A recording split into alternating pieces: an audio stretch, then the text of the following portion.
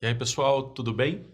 Nesta aula, eu tratarei de algumas características do direito administrativo sancionador na Lei de Licitações, ou seja, na Lei 14.133 de 2021. O objetivo dessa aula é oferecer um panorama sobre as normas do direito administrativo sancionador nessa matéria licitatória e contratual, e posteriormente, em outras aulas específicas, eu detalharei cada um desses assuntos, tá certo? Vejam, a nova lei de licitações, a Lei 14.133, trata das infrações e sanções dentro do título 4º. Esse título é dedicado às irregularidades em geral e basicamente se divide em 3 grandes blocos temáticos. O capítulo 1º do título 4º se dedica às infrações e sanções administrativas, tá certo? O capítulo 2º cuida especificamente das impugnações aos editais e dos pedidos de esclarecimento em caso de dúvida em relação à licitação e também dos recursos administrativos. E por fim, o capítulo 3º trata do controle das contratações públicas, então fala das linhas de defesa, dos tribunais de contas e sua atuação em matéria licitatória e assim por diante. Nós analisaremos aqui com mais destaque o capítulo 1º que trata do direito administrativo sancionador e nesta aula com um panorama muito amplo sobre as normas a respeito dessa matéria. Então, vejam, em semelhança com a legislação passada, em semelhança com a Lei 8666 de 93, a Lei de Licitações de 2021 continua prevendo 4 sanções administrativas idênticas à que nós já tínhamos, ou seja, a advertência, a multa, o impedimento e a declaração de inidoneidade. Posteriormente eu comentarei cada uma delas em uma nova aula. Essa nova lei, também reproduzindo o sistema da anterior, permite a acumulação da multa com as demais sanções. Então a multa continua sendo a única sanção que pode ser cumulada com as demais. A lei nova também esclarece que a responsabilidade administrativa não afasta a responsabilidade civil nem a penal e também podemos dizer que não afasta responsabilidades especiais, como a responsabilidade por improbidade administrativa. E, por fim, uma outra semelhança é a presença de um direito licitatório penal, ou seja, a legislação nova continua a prever crimes em matéria licitatória e de contratos administrativos. Qual a diferença?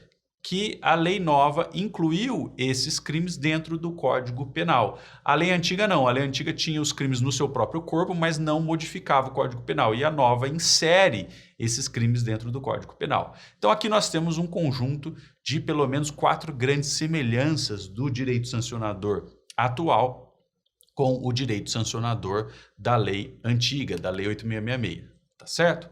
E agora eu comentarei 3 características marcantes do sistema sancionador, principalmente do sistema sancionador administrativo, meu foco aqui não é o penal, tá certo? Na nova lei de licitações. O primeiro aspecto importante, a primeira característica muito marcante aqui dessa nova lei é a preocupação clara do legislador com mais segurança jurídica. E eu dou aqui vários exemplos de normas que mostram essa preocupação do legislador com a segurança jurídica. Por exemplo, a lei prevê a vinculação das sanções aos diferentes tipos infrativos. A lei diz claramente qual sanção deve ser aplicada para qual tipo infrativo, tá certo? Uma inovação relevante. A lei também nos dá limitações claras para a aplicação de cada espécie de sanção, inclusive aí com limites mínimos e máximos de multa, ou seja, para que a multa não seja irrisória, há um limite mínimo, um piso, para que a multa não seja excessiva, há um teto, há um limite máximo, tá certo? Temos também agora normas claras de prescrição e também temos deveres de unificação de processos de responsabilização, sobretudo naquela situação em que um comportamento que é infrativo de acordo com a lei de licitações também é infrativo à luz da lei anticorrupção. Uma segunda característica desse sistema sancionador é a maior preocupação do legislador com o processo administrativo. Na Lei 8.666, nós não tínhamos muitas regras processuais e, por conta disso, era muito comum que infrações ocorressem, mas nunca fossem devidamente apuradas, nunca levassem a condenações. Então, agora há mais clareza sobre como conduzir o processo administrativo, o que, de um lado, deve estimular a condução adequada desse processo administrativo, mas, de outro, também torna mais custoso para os entes públicos realizar esse processo, porque existem várias exigências sobre essa condução, ou seja, o processo não pode ser conduzido de qualquer maneira, tá certo? Então, aqui na nova lei, há claramente uma dedicação de normas que frisam a importância da garantia da ampla defesa e do contraditório, reproduzindo a Constituição da República. Há regras mais claras de condução processual, inclusive aí com normas sobre o número de agentes públicos que devem participar desse processo.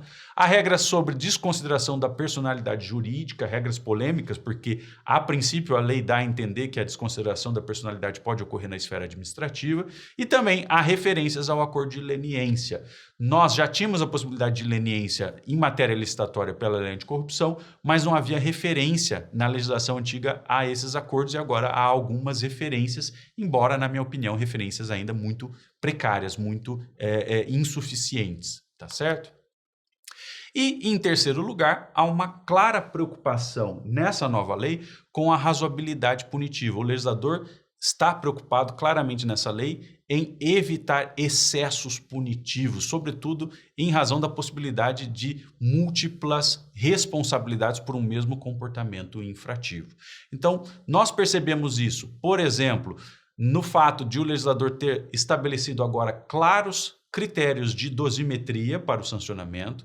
Nós também verificamos isso na definição de regras para acumulação de sanções resultantes de um comportamento mais que geram diferentes infrações. Então, pode ser que uma empresa na licitação se envolva num cartel, por exemplo, e a partir daquilo ali surjam várias infrações em relação a vários contratos, então o legislador trata desse tema.